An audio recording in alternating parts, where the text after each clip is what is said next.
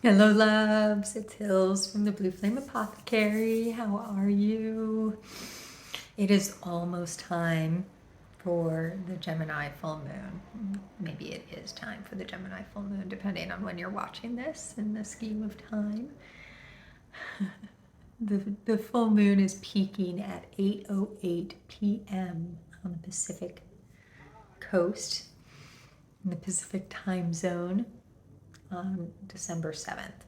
So it might be on the 8th where you are, depending on your location on the planet. It is a powerhouse of a moon. Holy shit bags. There's a lot going on, and we are already, depending on what you celebrate and how you celebrate and how you view what New Year's is. December's already always a pretty intense month. And this full moon is amplifying that energy in a really profound way.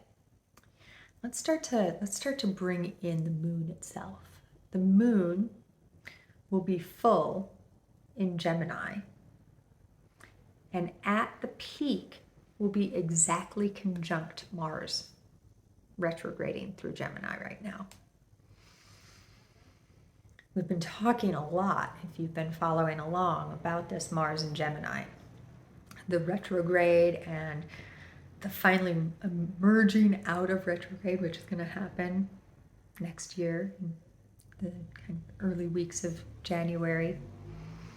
How we are being asked to get into ourselves, into our mental body, into the way that we communicate with ourselves and with the world, both consciously and unconsciously, to connect in with how we create from our thoughts, from our words, the way that even the most buried, unconscious, subconscious thought process creates the world that we see around us.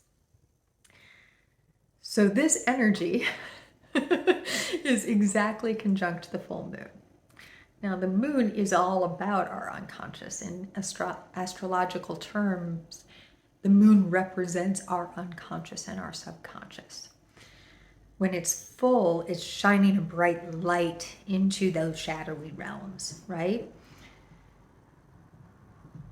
So one thing that, one way that we could view this is that we are shining this light into the basement of our being. We have all that Kali energy as well, which I talked about in the last video. I'll put a link below.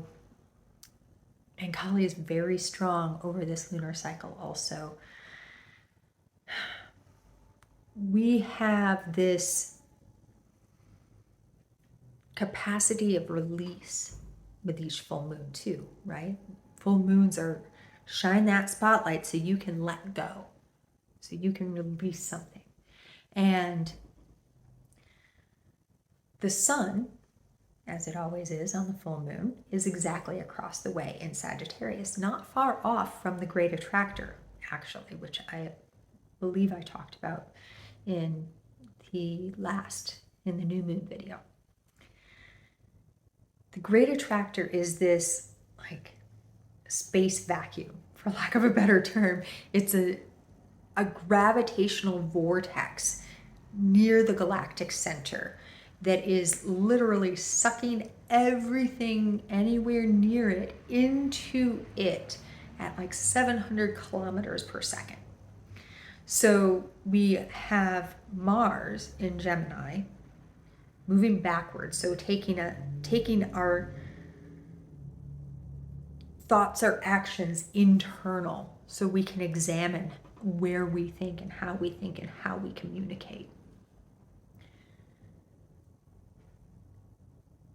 And the moon getting us really, really in touch with that unconscious realm.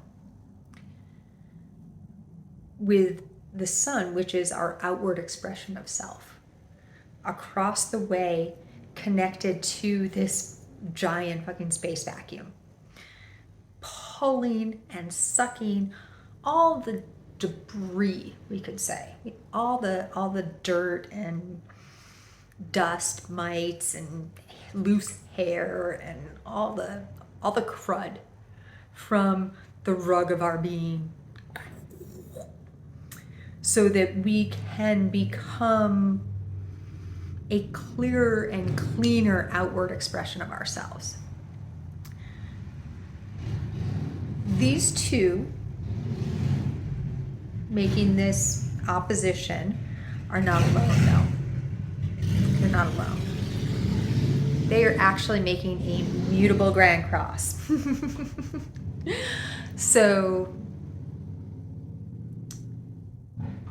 as we start to bring this in, before I start talking about who the other players in this mutable grand cross are, let's explore what a mutable grand cross is.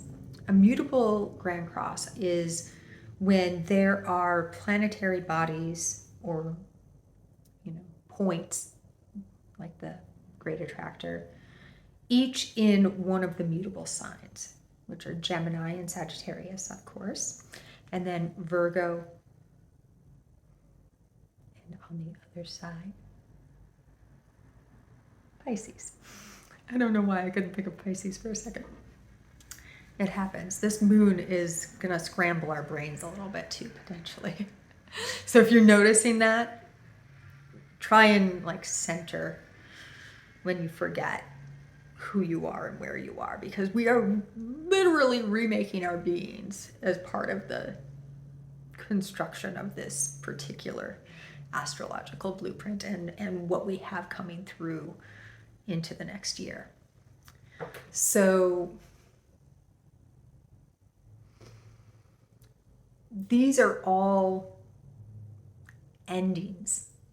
They are all places where a season is ending and a new season is getting ready to begin. That's our mutable sign. So it's about change. It's about adaptability. I actually, in the most recent Cosmic Light Drops, which I just published today, link will be below, I called this an adaptable Grand Cross, because that's what it feels like to me. It feels like we're being asked to find the adaptability within our beings, to let the space vacuum suck out all the debris so that we can emerge and walk forward into the new from a cleaner place of being, a more integrated place of being.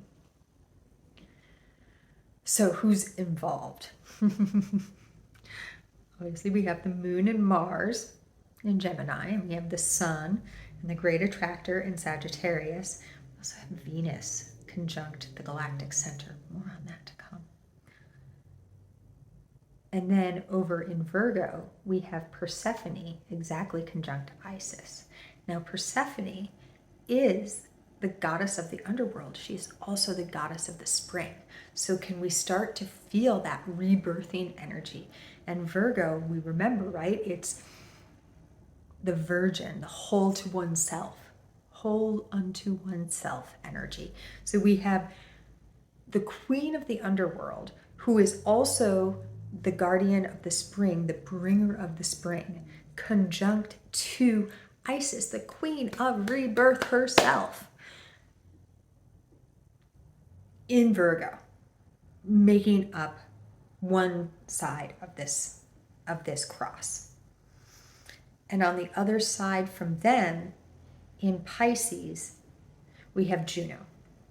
Juno is all about family and relationships. The month of June is named after Juno. And it is how we exist in the world. And it's Pisces, the dreamer. And just off to the side of Juno is Neptune. And Neptune is very much involved in this cross. Neptune just started moving forward on the 3rd of December. So in home sign of Pisces, the intergalactic shaman is now moving forward, helping us connect into and bring our dreams forward, make that unconscious conscious. And Juno is asking us to dream of a new way to family, a new way to relationship.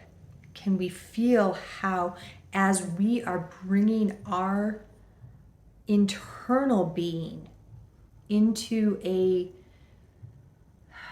more congruous, a more unified state, we're rebirthing not just ourselves, but the way that we are outwardly, the way we express ourselves in the world. And through that, we are allowing an unfolding of and a rebirthing of what it means to be in a relationship, in a tribe, in a family, in a community with someone else.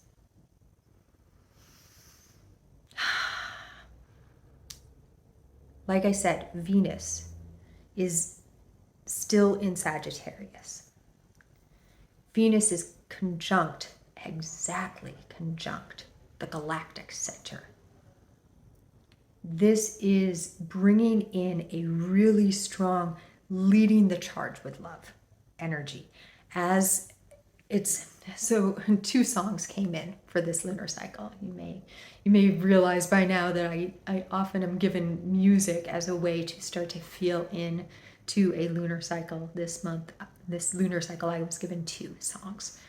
I was given It's the End of the World as We Know It and I Feel Fine by R.E.M. and Sowing the Seeds of Love by Tears for Fears. This feels like the Tears for Fears song. Venus is sitting in that huge spotlight of the galactic center, dropping seeds of love. As we come through this grand cross, adapting and changing and allowing the end of the world as we know it to move through. And it's like, fall or autumn, the leaves begin to drop and the acorns begin to drop and all the seeds and everything that is part of the falling away that is fall begins to drop. And then the winter comes in, and if you're in a place where it snows, the snow comes in blankets, or the rain comes in and coats the ground, and everything is blanketed underneath this cold on the outside but warm on the inside realm. Sleeping, getting really internal so that it can start to grow.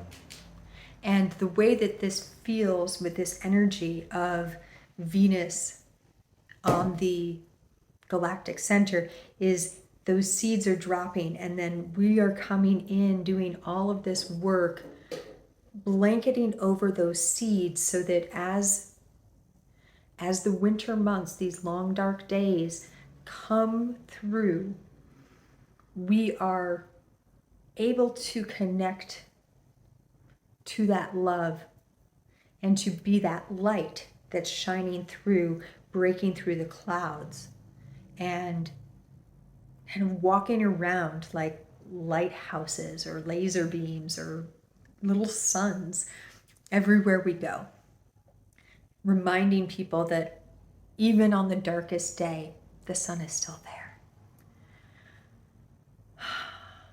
This brings me to what I'm really feeling these next couple of months are about. And I think I've hinted at it, talked about it here and there. I think I've used the terms already, all hands on deck, and it's crunch time.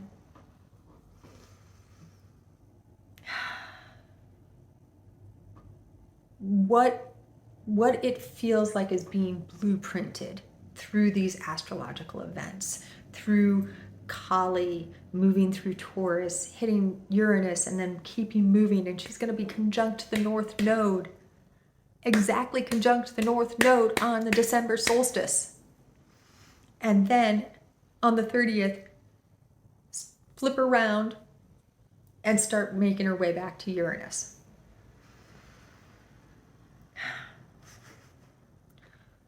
We are being asked to hold ourselves to a higher standard. Those of us who are waking up, even if you're just taking those first, blinking your eyes open, okay, shaking off the sleep, wherever you are in your journey, if you're watching this video, you are awake, you are a light, and you are a love, which means you are being asked to hold yourself to that standard, to transmit that, and to allow yourself to receive that, to get really clear with the way that you think and the things that you say, because you are creating in every moment, every single moment. What you feed yourself is a big theme with Uranus in Taurus, with Kali in Taurus, with the North Node in Taurus, with Ceres in Virgo. I didn't mention her, but yes, she's in Virgo too. The goddess of the harvest, right? Persephone's mother. Just off. She's actually making a T-square with that Venus galactic center and Neptune and Jupiter. Expanding it.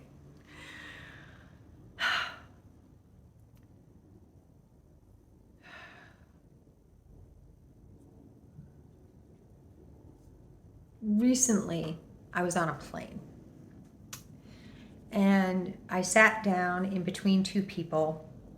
I was traveling by myself, so I was like, let me just sit in this middle seat between these two people. Very different energetic beings, as we all are.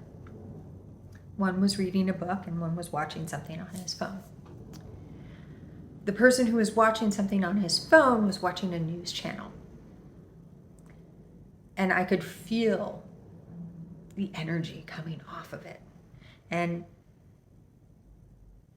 I was holding around my being golden, pink love and gratitude light, as I often do when I'm traveling. I take an open stance when I'm traveling. I actually have some advice in the Cosmic Light Drops. If you're going to be traveling for this holiday season, I have some advice, and I might find that I'm called to record something about that. But for right now, let's go back to this flight. And I've got my love light around me, my gratitude for this existence that I have, where I get to get on a plane and fly here or fly there or be home with my kitty cats, or whatever I'm doing in any moment to dance this joy of existence. And I can feel all of this energy coming off of this person's phone, and every time I look down at it, it's police actions and sirens, and it's very fear. And I was just like, oh. And I sent even more pink and gold light through my being and around my being. I even allowed some to go to this gentleman sitting next to me if he was willing to accept it. And I remembered, oh, right, we are what we eat, and that includes what we see, what we take in, whether it's food or information. Light, sound, movies, books, news. We literally are what we eat. What we consume is what we see and what we are in the world. It's what we create. So that might be a place to start. How are you called to change what you consume? For myself, I can share that I do watch things that a few years ago would have collapsed me, and did, very much so. But the way that I watch these things now is with a sense of transmuting what I'm seeing. So if I watch something that is, I noticed this with, I was watching the show Narcos, which is about Mexican drug cartels a couple of years ago. And as I was watching it, I looked over to Mike and I was like, you know what? I can feel that I am transmuting through my being as I'm watching this show my history with cocaine, because I did that when I was young and when I was not so young. And so tangentially, I was part of that story. And I was now finding myself called to watch this show as a way to allow the toxicity of being part of that storyline, of that timeline, of that episode of our world to move through me and be released, be detoxed in some small measure, that my being was allowed to be able to do that. This is not to say that this is what you're called to do. You know, how each of us work is very unique. So it might be that watching anything on the television is too intense for your system and you need to completely shut that off. That you need to really get pure with what you feed yourself. And some of us are called to go into that dark den and be the light in it. Listen to your heart and listen to your being, listen to your higher self and your guides, because they will, and you will tell yourself whether or not you are able to hold your wholeness unto self in different situations. And explore also, you know, that's the last video, I called it Exploring Your Triggers. Part of this is, you know, it's like a game also. It's high stakes, but it's still a game. We are being asked to see, can I still hold myself here? Can I still be my true self here? What about over here? How about right there?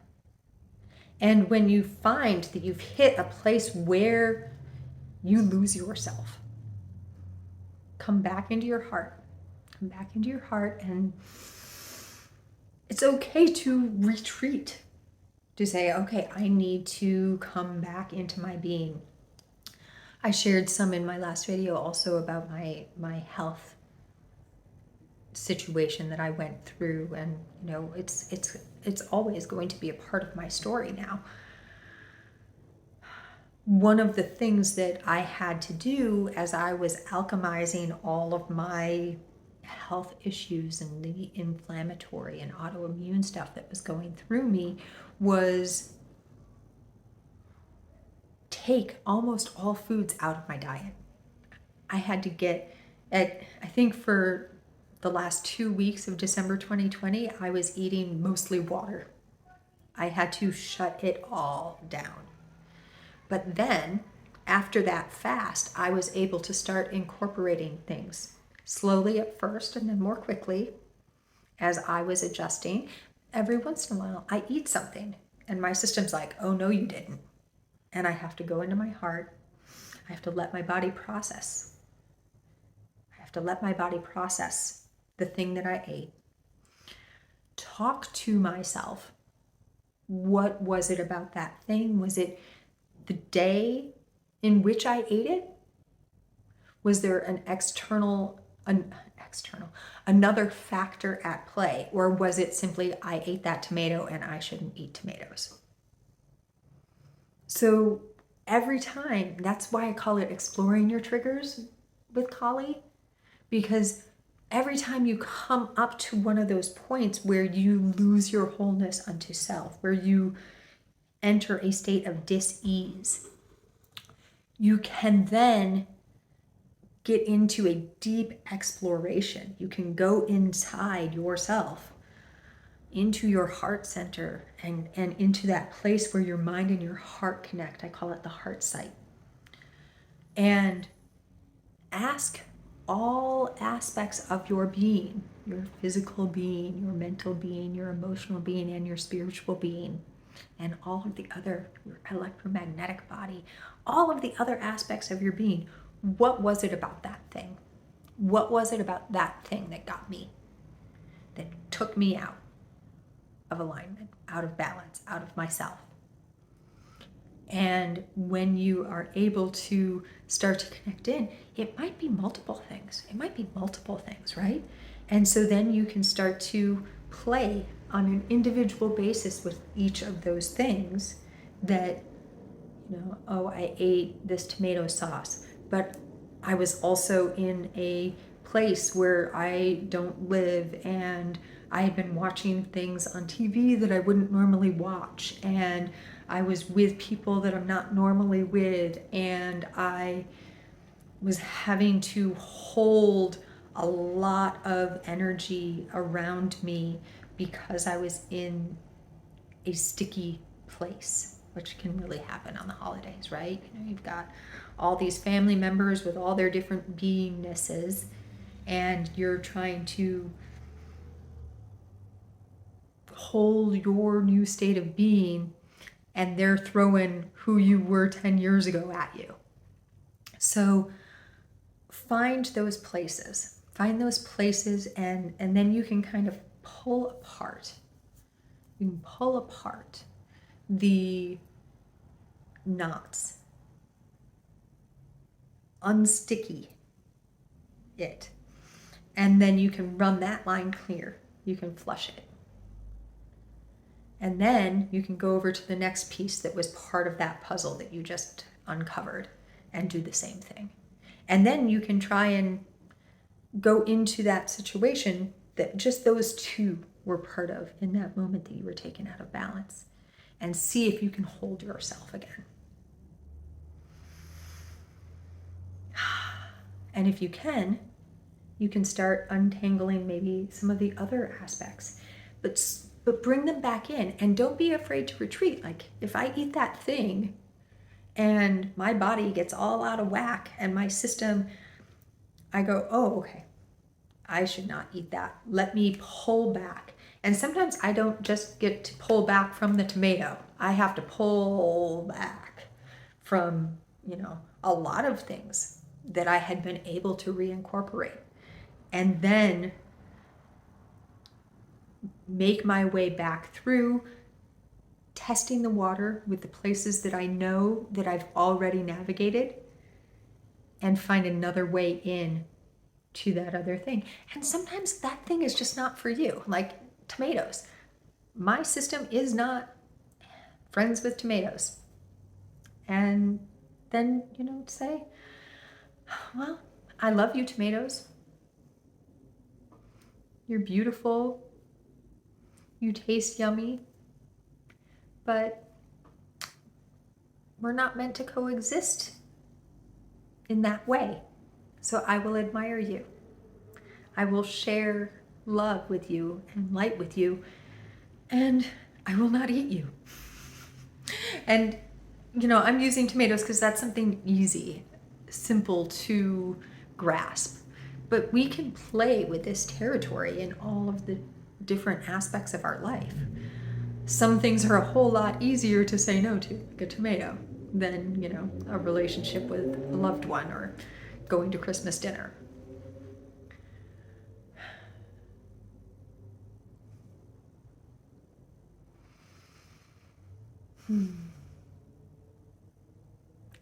I feel like as we end this light drops,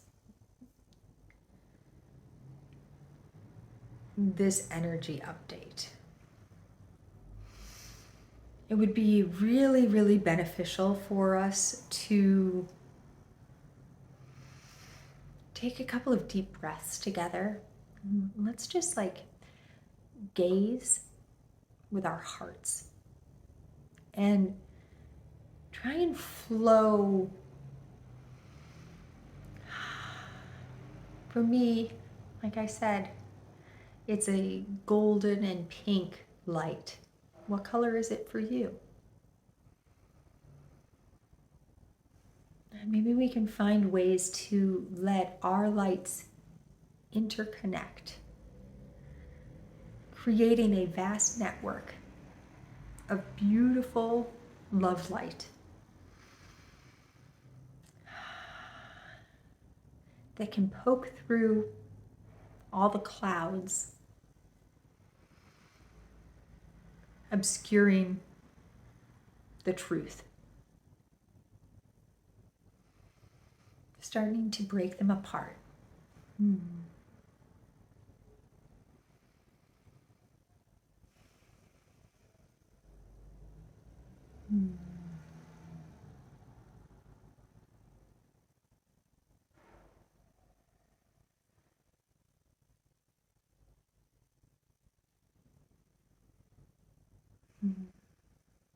Thank you for that. If you enjoyed this video, please hit the like button and share it if that calls. Definitely, if you're called to, leave me a comment. I would love to hear how this amazing time that we're in is moving with you and how you were moving with it. If there was anything that was like, oh, yes, I get that. Let me know. If there was anything that you were like, oh, what is she talking about? Then let me know that too. If you want to read the Cosmic Light Drops, there will be a link below. In that issue, there's a bunch of links to other videos that there's a lot of intersecting and interweaving that's happening always. And as we're moving through this energy, I was called to share a bunch of the different things that are feeding into this new that we're birthing through this ending that we're moving through. I also share a little bit about how I am working through this with endings and my own shadow with moving a whole hell of a lot when I was young. If you are so called, it would be an absolute joy and pleasure to welcome you into the Blue Flame Members Portal community. Again, there will be a link below. It's a Patreon community. There's 3 different membership tiers starting at $7 a month. So, come and explore the frequencies in this great community. I offer pick a crystal oracle card transmissions every lunar cycle, and there's lots of frequency meditations and live transmission, share circles, and all kinds of goodies. There's also the one-on-ones if that calls to you. I offer natal chart transmissions and oracle card transmissions that are personalized for you. Or you can also have a full session, which is an incorporation, a blend of the two. And it's always working with your guides and your higher self. These are almost like Akashic Records readings, but it's my unique gift into the world, so it's not exactly that either.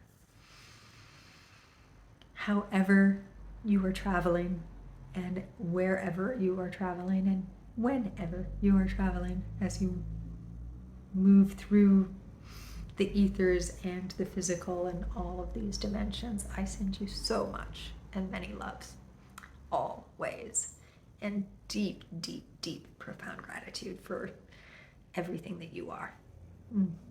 Thank you.